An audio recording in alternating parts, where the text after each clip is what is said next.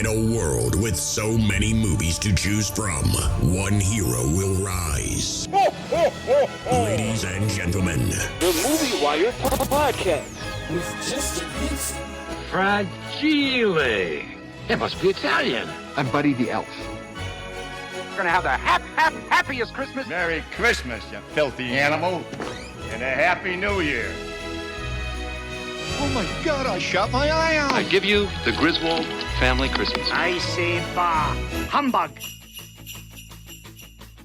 Good. Welcome to this week's edition of The Movie Wire. I'm your host, Justin Henson, and welcome to the show. We've got a big show this week with 2 new movies to review, with one playing in theaters and one that's available to stream right now. This week on the show, we have a special guest, and that's once again Alex over at the Talking Smac Podcast to help review a movie against my will, and of course one that I'm sure will dominate the box office this week. This week on the show, come for the presents and stay for the baggage. Michelle Pfeiffer stars in the Prime Video exclusive Oh, What Fun. And finally, anyone can survive 5 nights. This time, there will be no second chances in Five Nights at Freddy's 2. We've got a lot to cover this week, so let's jump right in. Ready for my verdict? Let's get into it. Out of the windows to watch. A roar and a burst of flame. The Movie Wire Podcast. With just You need people like me. the podcast for hot and trending movies. The Wire. And here we go. All right, it is that time. We have a special guest, and you know what that means. It's time for the Talking Smac, the Movie Wire. Watch it! Is it a trick or is it a treat? Is super or does it suck? Does it flop or does it fly? Let's find out. It's time for the Talking Smac Made Me Watch. Claire plans a special Christmas but is forgotten by her family. When they realize that she's missing, their holiday is at risk until she returns to give them the celebration they deserve. Michelle Pfeiffer stars in Oh, What Fun. Dinner's ready. Mom? Hey, Mom. Mom? Maybelle dumped me. I need a cinnamon roll. Why does St. Nick get all the credit? Moms do all the work. Mom? Mom? My girlfriend is a vegan. We're eating sirloin. The annual Holiday Mom Contest is upon us. The kids haven't mentioned the Zazzy contest, have they? Your kids have to submit you. Did you tell them to submit you? I definitely did. Okay, kids, did anyone find the elf on the shelf? You're going to be late for the dance show. You don't want to get left behind. Ready. Let's go, guys. The first car already left. Hello? Where is Mom? 35 years of marriage, and I've never lost your mother, not once. Mom's closed up shop. Peace out, y'all. So let me see if I got this straight. A grown woman got in her car with luggage and drove away from you. Hey! No! Stop! Yep, that's what happened. What's your deal, lady? You're on some crazy cross-country journey for Christmas. It's the Holiday Mom Contest! Oh my God, that's Mom. I told her not to go off those hormones. Everybody just stay cool, calm, and what the hell am I talking about? I can't do anything without your mother. Dad? Let's all just take a deep breath, go to a happy place. I'm going to the bar. You want to fight? Let's get our ketchup. So how did you get here? I just got in my car and said, Oh my God. I can't decide if she's an icon or a train wreck. icon.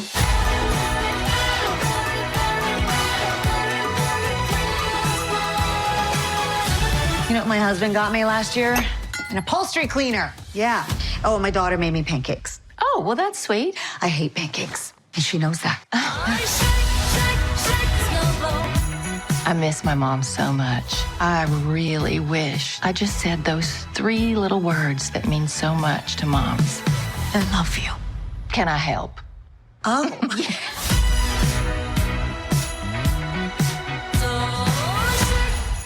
Oh, Oh, what in the Kris Kringle crap are we subjecting people to? Hallmark has a formula that's recycled, and we even see some feel-good films from that. Amazon must have scrapped this off of the bottom of the trash bin at the Hallmark Studios just to get a Christmas movie this year. I am more pissed off this week, this segment, than I was in the previous movie, and that's a hard bar to set.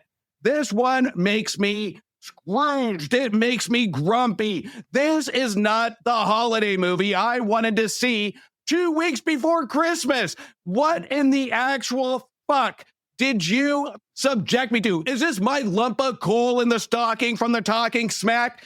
All right, Alex from Talking Smac, yes. Explain yourself. I was so excited. Michelle Pfeiffer, the person I've had a crush on my entire life, backed up by Felicity Jones, Chloe Grace Moretz, leaving basically a self-imposed retirement to return to live-action acting. You have Dennis Leary, who I'm like, oh, right, Dennis Leary, he's going to go on to one of his epic rants. You have Jason Schwartzman. Eva Longoria is like, putting her hand in this. We have an Apatow in the cast of Maude Apatow. What could possibly go wrong? Christmas and that stacked cast. And the first few minutes is so off-putting with Michelle Pfeiffer's Claire Kloster, that's a movie name if I've ever heard one. Basically shitting on all the other holiday movies because they're too men-focused. Despite the majority of the movies she's pointing out, the women are the heroes of those films. She points out Home Alone. Yes, Home Alone is focused on Kevin, but it's about the mother's journey to recover and rebond with her son. And instead what we get are the most self-entitled, life-hating, miserable children who, if I was Michelle Pfeiffer, at the end of this movie, they try to go for sacristine. They try it. And it's such a rug pull BS moment. I loathed this movie other than one brilliant segment towards the end with when Michelle Pfeiffer and Eva Longoria have a bonding moment. Other than that, this movie doesn't make sense. It is spiteful, and you actively root for her to abandon her children. Ugh.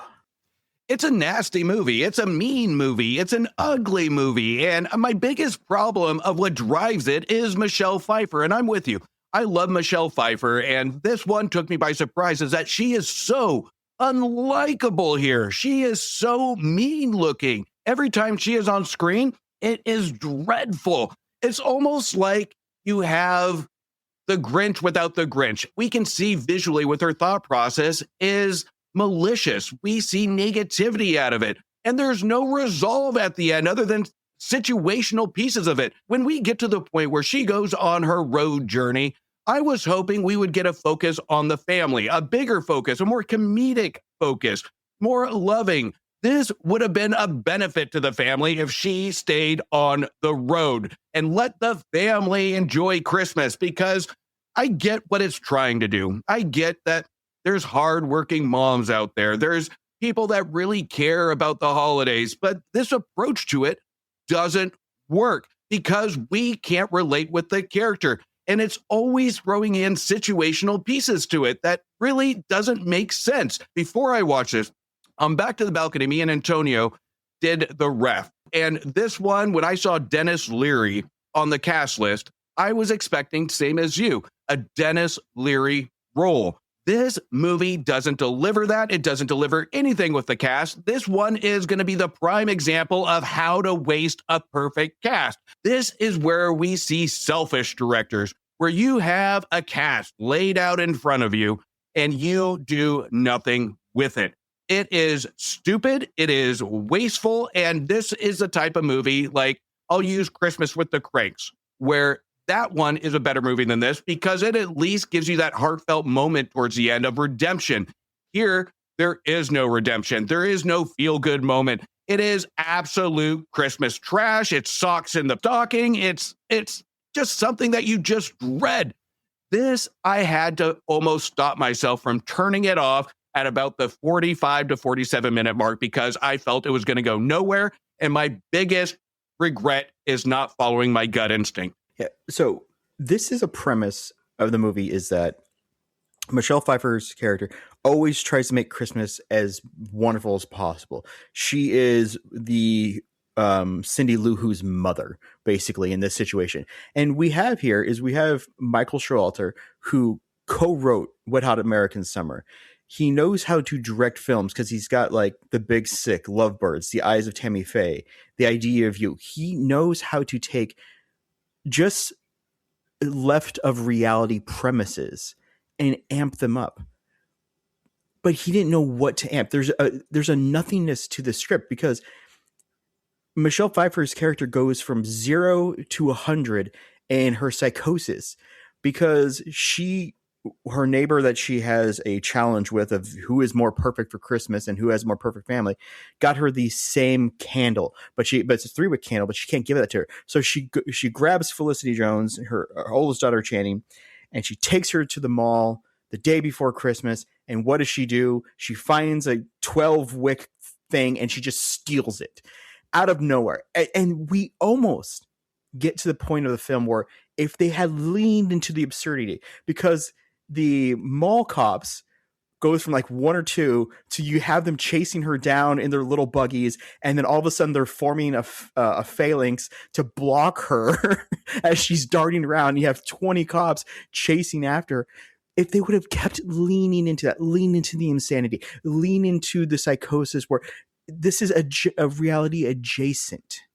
And instead what they do is they do a dumb Home Alone. Mom has set us up to go to this event and we didn't count heads properly. So we left mom asleep in bed and then we try to make it up and Michelle Pfeiffer takes off. Again, so close to being good. Because then it had another movie where she drives all night to get out of Houston, Texas, because for some reason she decides to go to LA to go see Ava Longoria with her Tanny Tizzy, basically Martha Stewart show. And again, you have a moment where you can ramp up the reality, but she runs into somebody and she's forced to share a room with them. And I'm like, okay, we're getting planes, trains, and automobiles here. This is what it's leaning into. And again, it undercuts it. No, she just can't sleep because the other person's too noisy with their noise machines. And so what does she do? She drives to LA. And then I'm like, okay, maybe we're getting National Lampoon. Maybe she goes to the show, but it's sold out. And who films a live show on Christmas Day and then films one the day after as well? Maybe we're getting National Lampoon's Vacation. Maybe she can't get into the show. So she's going to go nuts on one of the security guards and she's going to hijack it and force Eva Longoria to give her the prize for Best Christmas Mother. Maybe we're going to do that. Maybe we can just keep this. No. Instead, she's accidentally there. Eva Longoria finds her amusing, and they have a bonding moment where they talk about how hard it is to be moms, which that bonding moment was great. But it is so restrained in keeping it in reality that it doesn't know when to amp it up, when to let loose, when to go. This premise is so dumb. We have to take it from a 2 to a 50, and it can't do that. And instead, it wraps it up with nothing's changed. Channing, the oldest daughter, is still selfish, apparently, and a bad writer. The youngest son is falling into another relationship. And Chloe Grace Moretz, who I loved as an actress, who basically is retired other than the voice work, their role is she's lovesick. She's lovesick. Every year she brings a new girl home. And they flash forward a year later, she brings a new girl home. Even the moment where she and Channing's husband, who's played by Jason Schwartzman, they don't bond. They don't get along with each other. And you have a moment where they could bond or there could be an apology between them. What happens instead? Nothing. No, they still hate each other. Nothing's changed ever. Nothing changes for this family at all. Well, don't forget how easy it is for her to get on the set of the TV show. I mean, if that's the other situational piece, all these things are so easily introduced and it's not earned. But when it comes to what you're talking about, the leaning into something happening, this is where we go into the delivery of not utilizing the cast. Once again, you mentioned Cindy Lou. This character of Michelle Pfeiffer's, this is like Cindy Lou's mom having an affair with the Grinch. This is the outcome because she is so linear. Her delivery is horrible. And we don't have any character utilization. Dennis Leary he looks so awkward here. He looks like he wants to just explode. He is so timid during the entire movie. I'm expecting by the climax, he's going to go into a rant and divorce Michelle Pfeiffer because she is so crazy. Even Schwartzman, he's the black sheep of the family. He's timid. Nobody really understands him, but we don't understand why. There are so many characters here. There's no rhyme or reason to the organization of what these characters are supposed to do. It's like our cast is wandering a set with nobody behind the wheel. And that is the pure frustration of it. And I don't know. This one, I think I would have been more happy with if we didn't have the talented cast that we do. And it was promoted as just a generic movie because that at least we wouldn't have expectations set. When we see Michelle Pfeiffer and Dennis Leary in a movie, a Christmas movie, we do naturally have a set expectation that this is at least going to be funny or happy or both. This one is just mean and it's not funny. It doesn't do anything with the cast, the material. The writing sucks. Nothing flows here. And by the time we get to the climax, I literally just said, thank fucking God. Let's watch something better. I need to put myself in a better mood for the holidays. This is one of the worst Christmas movies I have seen to date. I agree. The reason why this is direct to streaming is because all these people would be ashamed to go on a press junket if this was in theaters. In theaters, I could only imagine the backlash. This makes me give a different outlook of Michelle Pfeiffer. This makes me stop putting her Catwoman suit in slow motion, watching it for 4 hours straight. But at the same time, you know what? My advice during the holiday season, if you want to stay in that holly jolly attitude, stay away from Oh What Fun, because it's oh what the fuck. Yep. All right. So, Alex, what would be your rating? And I think your cat agrees with us. Once again, it's like tradition here on the Movie Wire with your cat. When he hears of a shitty movie, what's your rating? Oh, 0.5 star. So, you know what? I think me and you are on the same page. I'm giving Oh What Fun 0.5 star. Talking Smac made me watch. Let's all go to the lobby. Let's all go to the lobby. Now, before we get into the rest of the show, make sure you check out my reviews for movies that just became available to rent, buy, or stream now. Now available on video cassette. Forgotten but not gone in the tragic true story of Broadway legend Florence Hart that will fill up Broadway thirst with a fantastic performance from Ethan Hawke in Blue Moon that received 3.5 stars. Risk everything, regret nothing, and regretting you that will make you full of regret spending the time and or spending the money. And the studios probably have regret hiring the editor, writer, and director here, receiving 2 stars. There's smarter life out there in the universe, including our filmmakers that created Pagodia that received 3 stars. Some search for battles, others are born into it in one battle after another, which is a prime example of all filmmaking elements working together in unison to receive 4 stars. You'd be so proud of her and Shelby Oaks, but not proud of the filmmaking here that really needed to figure its shit out to receive 2 stars. Need a miracle? You got it with Keanu Reeves plays an angel, and he's adorable. In Good Fortune that received 3 stars. He robbed 45 McDonald's, escaped from prison, lived in a Toys R Us for 6 months, and that's not even the crazy part. The craziest part is we can tell that Channing Tatum wasn't a Toys R Us kid. In Roofman that received 1.5 stars. That is a word. We told you not to talk to strangers in The Black Boat 2. That for an unnecessary sequel, this one actually got it right, receiving 3 stars. The unforgettable story of UFC legend Dwayne Johnson stars in The Smashing Machine, which couldn't fight its way to 3 stars, receiving 2.5 stars. Who's a good movie? Who's a good movie? And Good Boy, which had a good dog, a good premise, good filmmaking to receive 3 stars. The task is simple, walk or die in the Stephen King adaptation of The Long Walk. That was a pretty thrilling movie for a movie about walking. That received 3 stars. All's fair when love is war in The Roses, which call me a romantic, but nothing makes me appreciate relationships more than watching other relationships fight, receiving 3.5 stars. Who can you trust when everyone is a stranger? You know, I kind of wish during this movie I was kidnapped by strangers, thrown in a truck, driven off of a cliff to avoid The Strangers 2, which received half a star.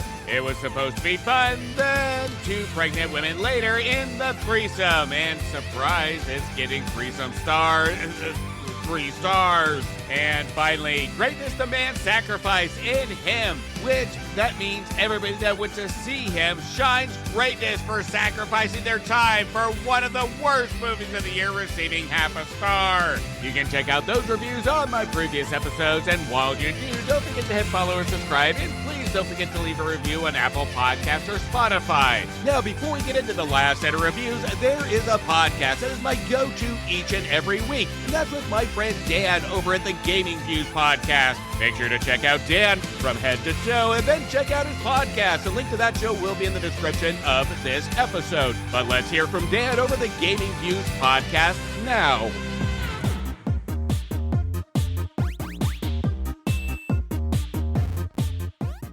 Welcome to the trailer for Gaming Views. Think of it as the demo level before the real action kicks off. We're Dan, and every week we're bringing hot takes, breaking news, deep dives, and everything gaming related. From the biggest headlines to retro classics, hardware breakdowns, and inside scoops on developers, we cover it all. So level up your gaming knowledge, subscribe to Gaming Views wherever you get your podcasts, and don't miss out.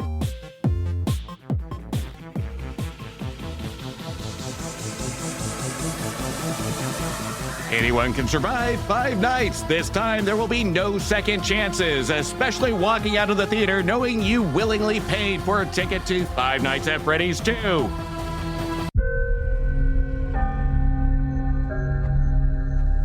Freddy Fazbear's Pizza. Definitely not the Freddy's I remember. You're thinking of the franchise location. This is the original. Nobody's been here for decades. Some little girl got murdered here. Do you guys hear that? Hear what?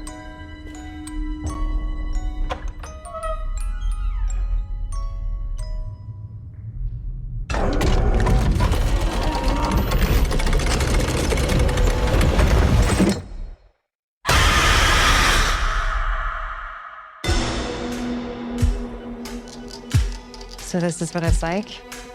Being normal? I think we've come pretty far, considering what we've been through. How's Abby? Some days she's good. Some days she misses her friends. This story that you're gonna fix those animatronics, it's only giving her false hope. Can any of you hear me?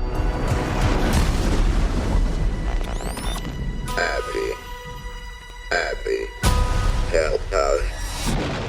Come find us. I will show you the way.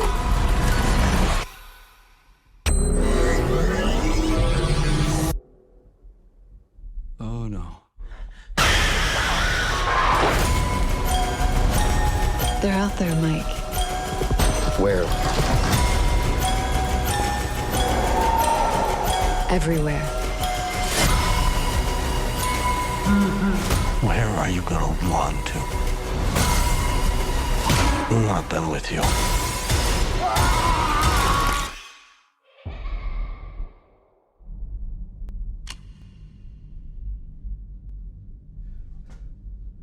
There's no way that'll work.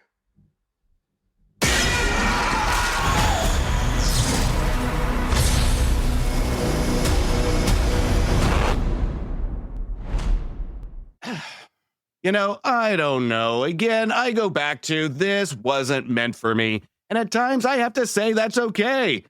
But I will say this, in my opinion of the first movie, when you make a movie specifically for fans in intent, it sounds good. It sounds okay. But in my opinion, it's also a missed opportunity to build curiosity, to bring new fans into the world of the material.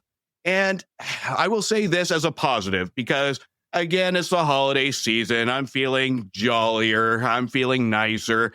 That this one was a slight improvement over the first one because of the visuals.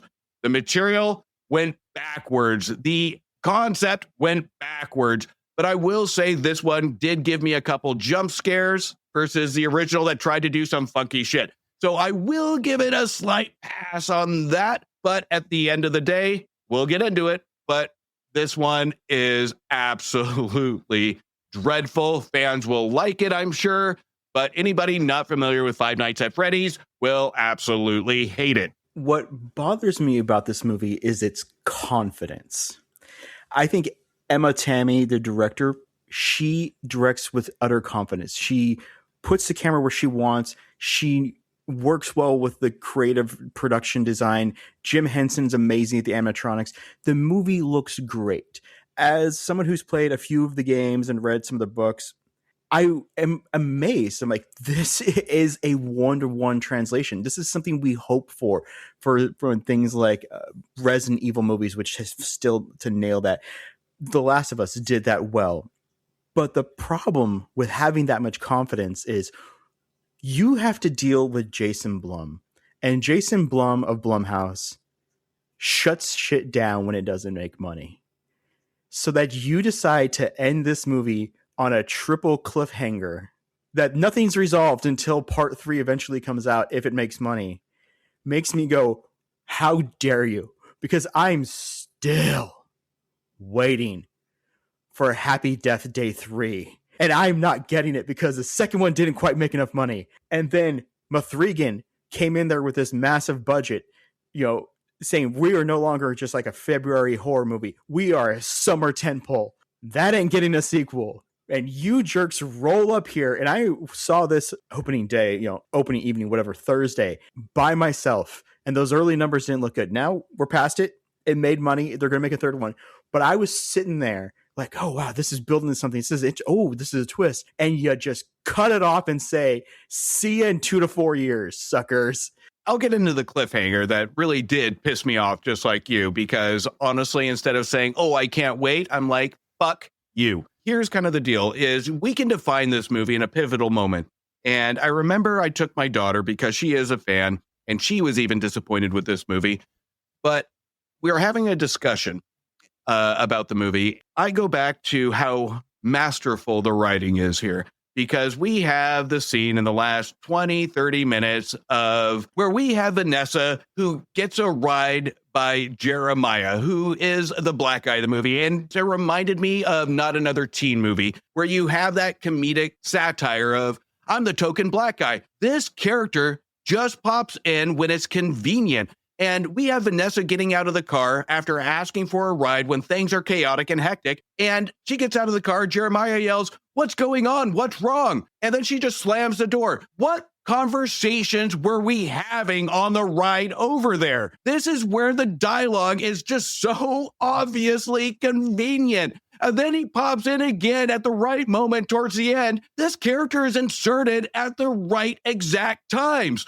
This is where the writing is so elementary, so shitty, that even my 14-year-old daughter called it out, saying, why wasn't this character in more to actually earn his position to be ridiculous? And she's exactly right, because we have these moments throughout the film that is pure convenience, that is pure structure, that is just almost copy and pasted from sitcom teenage horror movies. And I get that's what this movie is targeting.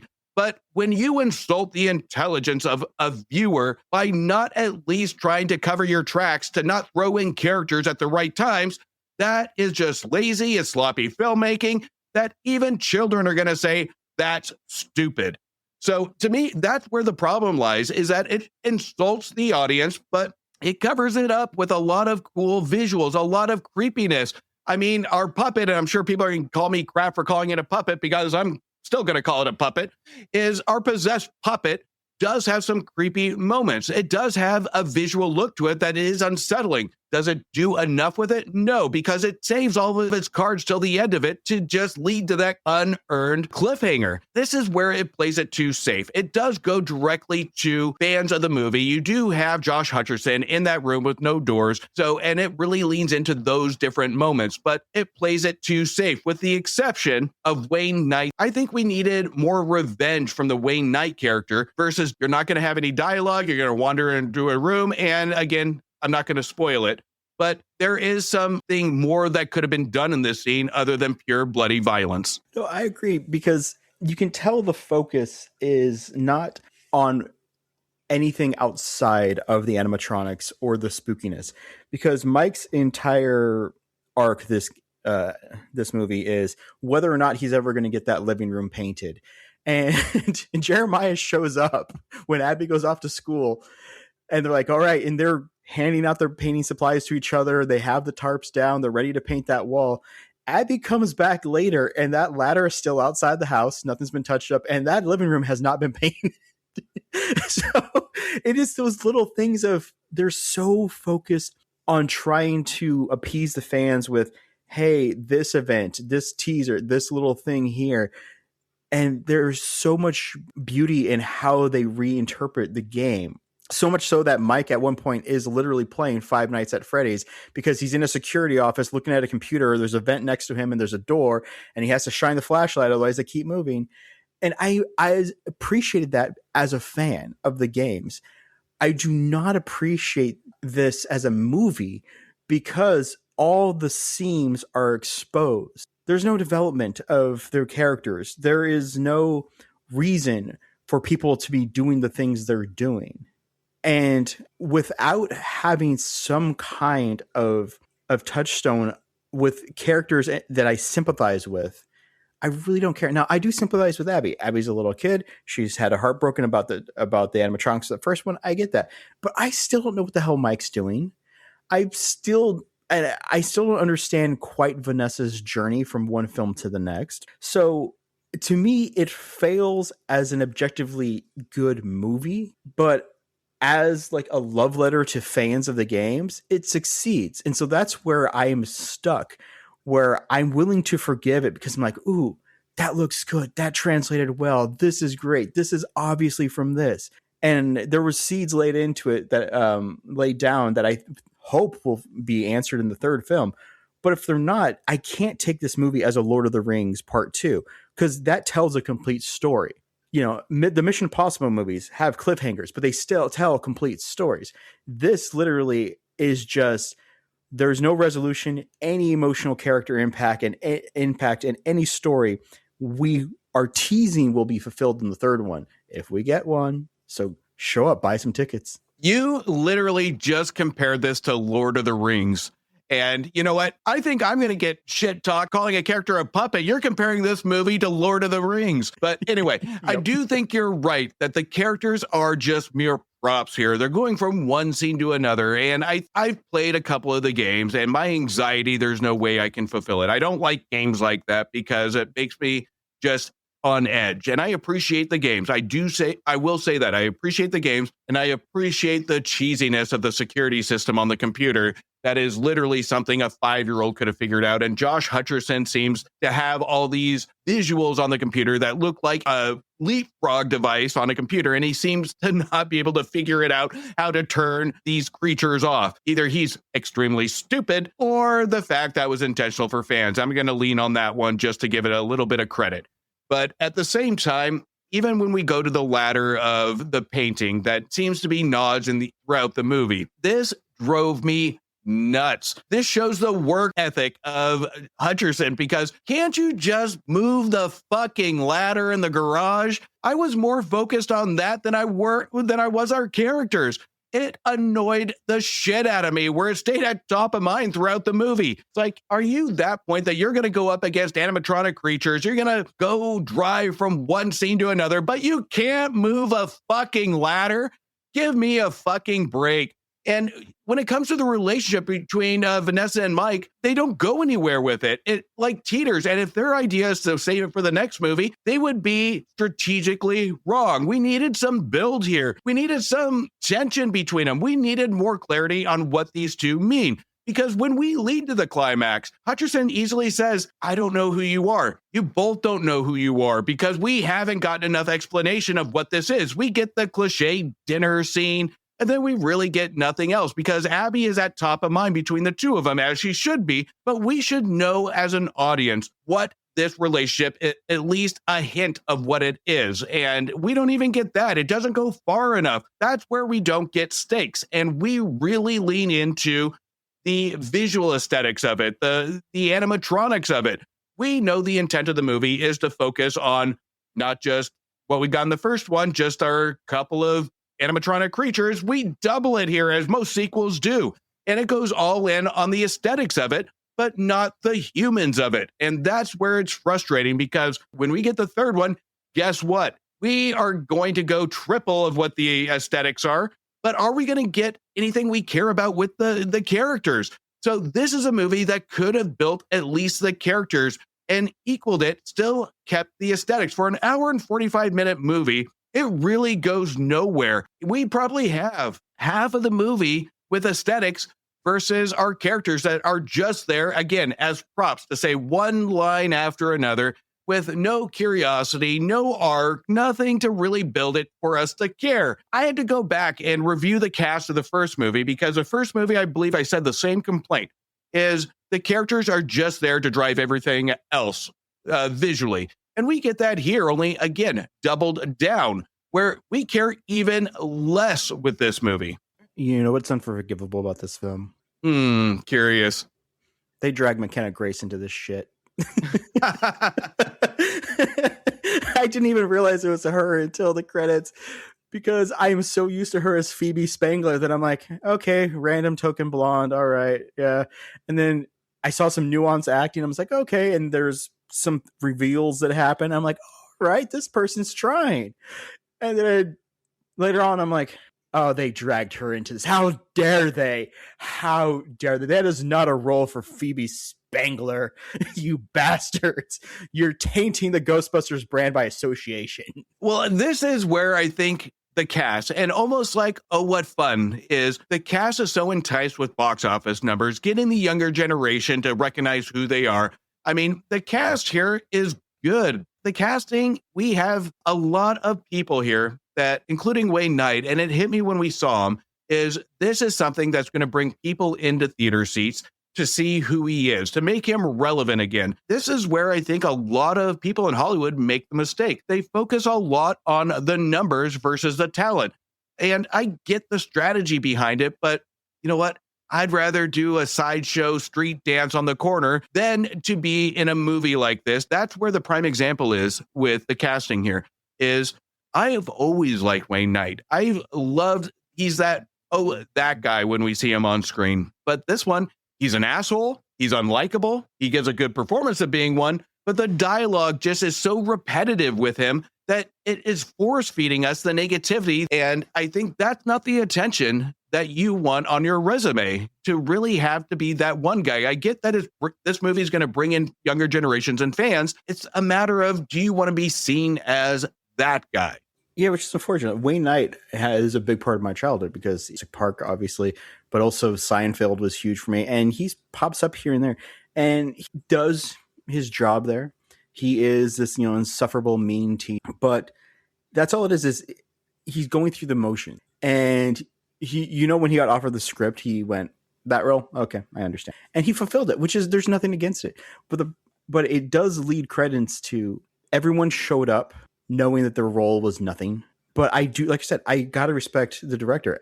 Emmy Tammy knew what to focus on. She knew how to appease fans.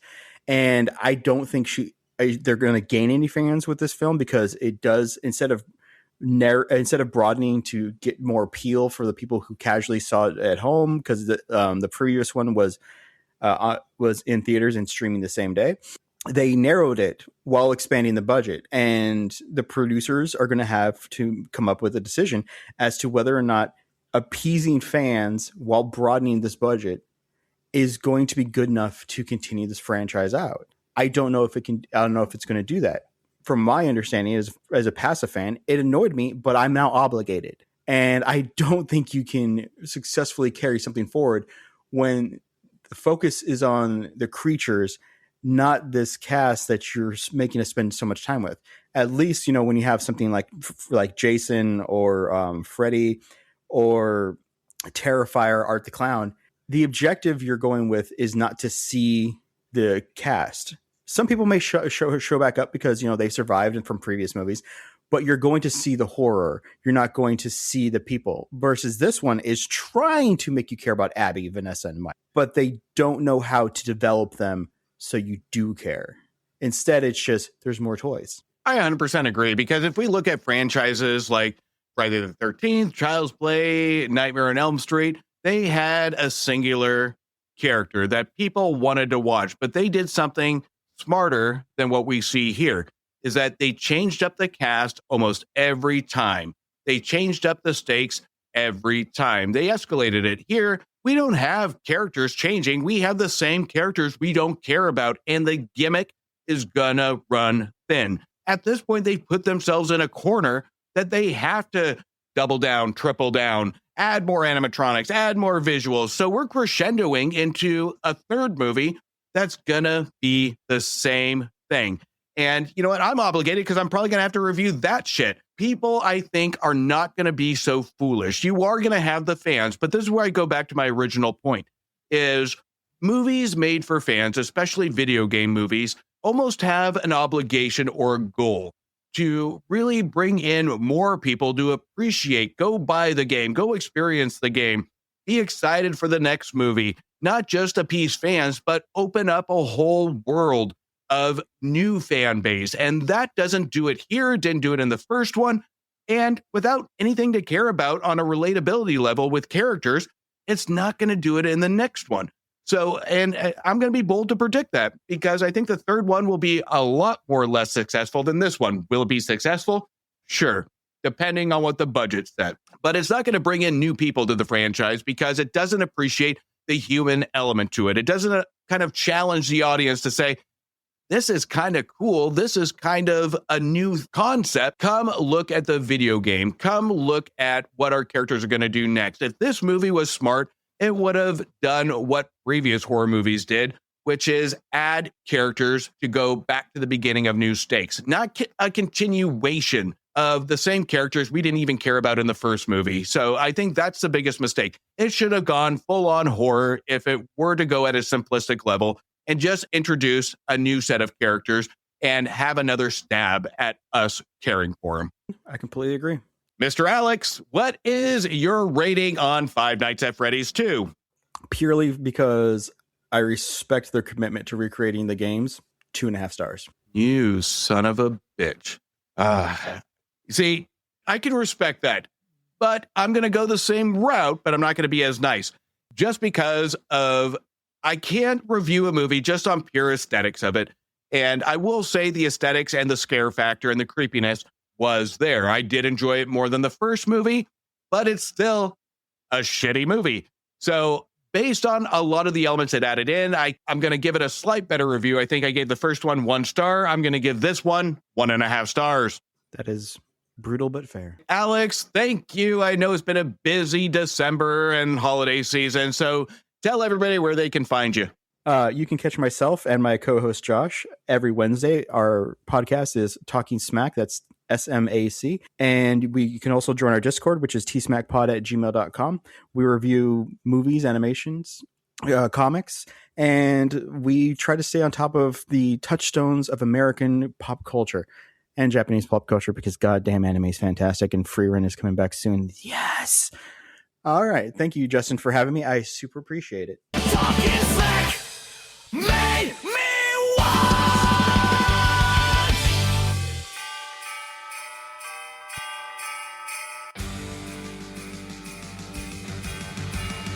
And that's a cut on this week's edition of The Movie Wire. I want to thank you for listening in. Thank you for your support. You can also show support for the show by following me on Instagram, Blue Sky, X, Thread, Facebook, TikTok, YouTube, and Letterboxd at Movie Wire Show. And please don't forget to leave a review on Apple Podcasts or Spotify. And if you haven't yet checked out the Cult-Worthy Cinema Podcast and the Movie Wire's new show, Back to the Balcony, make sure you do. The link to that show will be in the description of this episode. Until next week, do me a favor. Make sure you stay for after the credits to show the respect to those that put their blood, sweat, and tears into making a feature film and support your local movie theaters.